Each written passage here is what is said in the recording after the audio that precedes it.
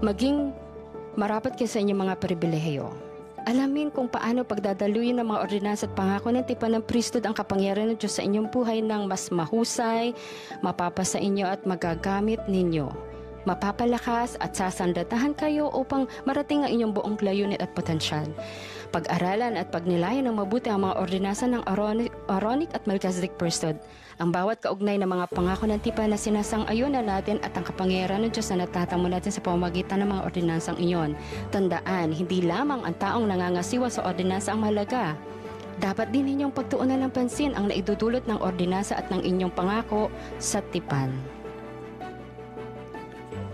Ang pakikibahagi ng tinapay at tubig ay lingguhang paalala sa kanyang kapangyarihan na natatanggap ninyo upang tulungan kayong magtagumpay. Ang pagsusuot ng garment ng banal na priesthood ay isang paalala sa araw-araw sa kaloob na kapangyarihan niya na matatanggap ninyo upang tulungan kayong maabot ang inyong potensyal. Matatamo nating lahat ang kaloob ng kapangyarihan ng Diyos sa tuwing nakikibahagi tayo ng sakramento, sa tuwing tumatawid tayo sa pintuan ng templo. Ito ang pinakatampok na kaganapan sa araw ng Sabat para sa akin. Ito ang dahilan kung bakit pinahalagan ko ang aking temple recommend.